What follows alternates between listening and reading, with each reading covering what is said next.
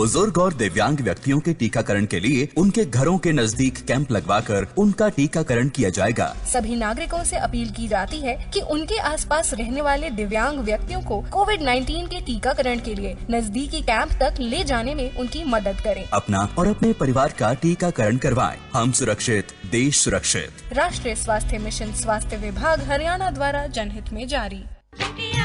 दूसरा बच्चा मुबारक हो भाभी, तुम्हारा परिवार पूरा हो गया। अब ऑपरेशन कराना है कि? आज के युग में 2 बच्चों को ही सही से पाल लो, यही बड़ी बात है। पर मुझे ऑपरेशन से डर लगता है।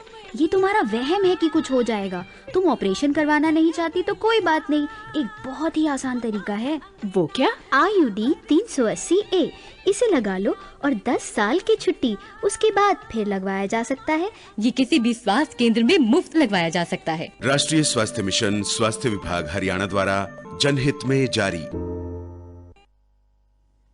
नमस्कार, आकाशवाणी चंडीगढ़ से प्रादेशिक समाचारों के साथ मैं रत्तिका। पहले इस बुलेटिन के मुख्य समाचार। हरियाणा के उप मुख्यमंत्री दुष्यंत चौटाला ने कहा है कि प्रदेश में लगभग 27 लाख परिवारों को प्रधानमंत्री गरीब कल्याण अन्न योजना का फायदा दिया जा रहा है। विश्वविद्यालय अनुदान आयोग ने कहा है कि केंद्रीय विश्वविद्यालयों में शैक्षणिक सत्र 2021-22 के दौरान प्रवेश प्रक्रिया पहले की तरह जारी रहेगी। हरियाणा में 720 स्थानों पर 1,30,000 लोगों को कोविड वैक्सीन का टीका लगाया गया। और मौसम विभाग ने हरियाणा में आज और कल अधिकतर स्थानों पर हल्की से मध्यम और कहीं कहीं बहुत ज्यादा वर्षा होने की संभावना जताई। देश भर में 18 वर्ष से अधिक आयु के सभी लोगों के लिए सरकारी केंद्रों में निःशुल्क टीकाकरण अभियान चलाया जा रहा है।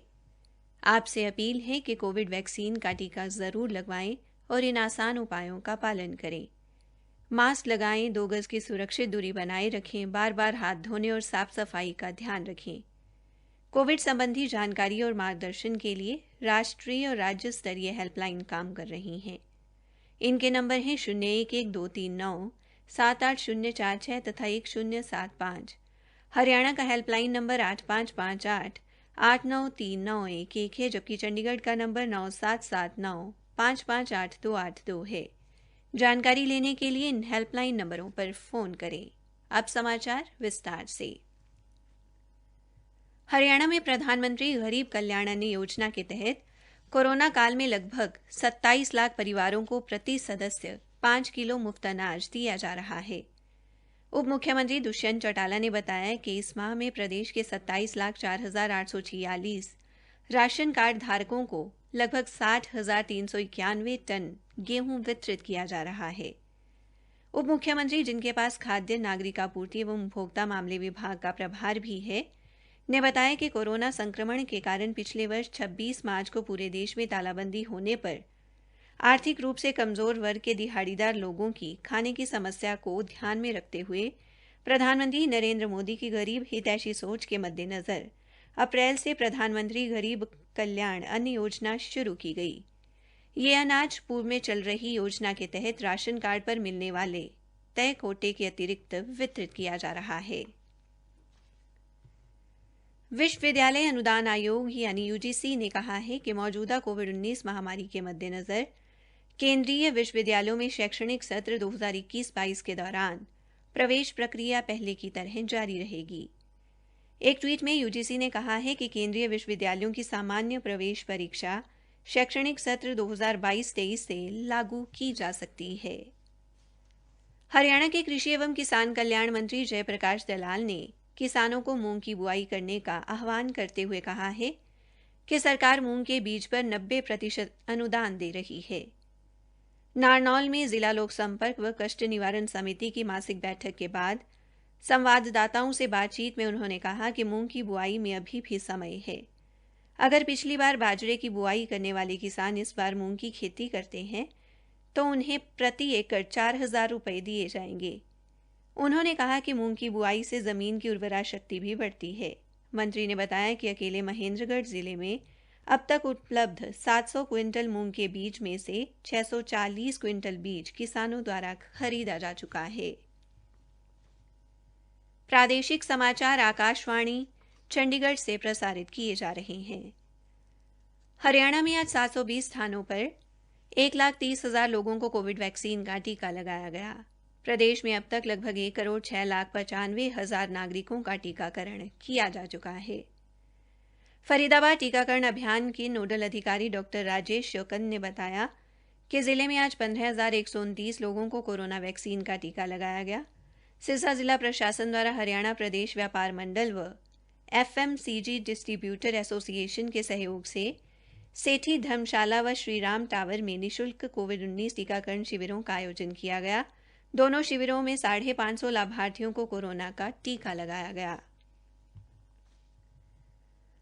चौधरी चरण सिंह हरियाणा कृषि विश्वविद्यालय के कुल सचिव डॉक्टर राजवीर सिंह ने बताया कि विभिन्न स्नातकोत्तर पाठ्यक्रमों में दाखिले के लिए आवेदन प्रक्रिया कल से शुरू होगी, जो 5 अगस्त तक जारी रहेगी। ऑनलाइन आवेदन पत्र एवं दिशा निर्देश विश्वविद्यालय की वेबसाइट पर उपलब्ध हैं। उन्होंने उम्मीदवारों को स्नातकोत्तर कार्यक्रमों में दाखिले संबंधी अन्य नवीनतम जानकारी के लिए विश्वविद्यालय की वेबसाइट देखते रहने की अपील की है। कुल सचिव ने बताया कि विश्वविद्यालय के विभिन्न विषयों में स्नातकोत्तर व PhD में दाखिला संयुक्त प्रवेश परीक्षा के आधार पर होगा। हरियाणा से बाहरी राज्यों के उम्मीदवार भी PhD में अतिरिक्त सीटों पर दाखिले के लिए आवेदन कर सकते हैं। चंडीगढ़ के स्वास्थ्य विभाग द्वारा सेक्टर 42 स्थित post graduate college for girls में कल से निःशुल्क टीकाकरण शिविर का आयोजन किया जा रहा है। महाविद्यालय की प्रधानाचार्य डॉक्टर निशा अग्रवाल ने बताया कि शिविर में टीका लगवाने के लिए विद्यालय के अतिरिक्त अन्य विद्यालयों के विद्यार्थी तथा उनके परिजन भी आ सकते हैं।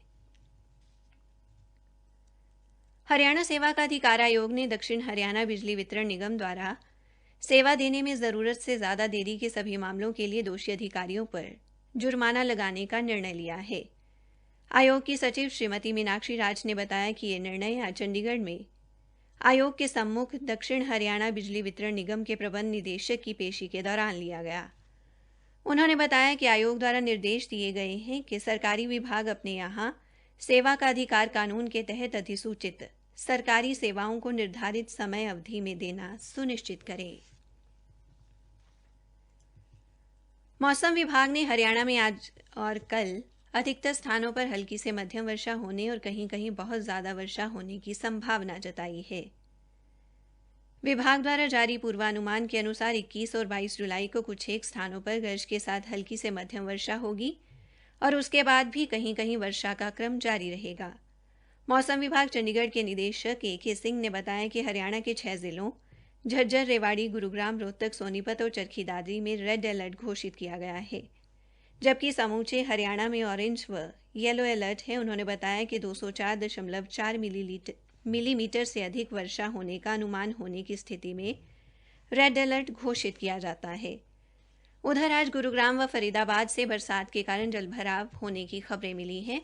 फरीदाबाद से हमारे संवाददाता ने जलभराव के कारण घंटों आवाजाही के बाधित होने की खबर दी है।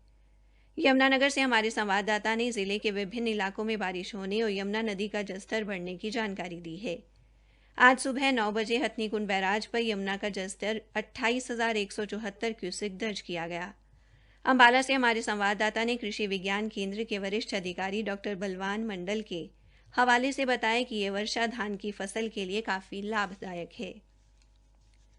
उधर भिवानी में उपायुक्त जयबीर सिंह आर्य ने बारिश के मौसम के मद्देनजर जन स्वास्थ्य विभाग और नगर परिषद के अधिकारियों के साथ शहर में बरसाती पानी की निकासी के प्रबंधों का जायजा लिया।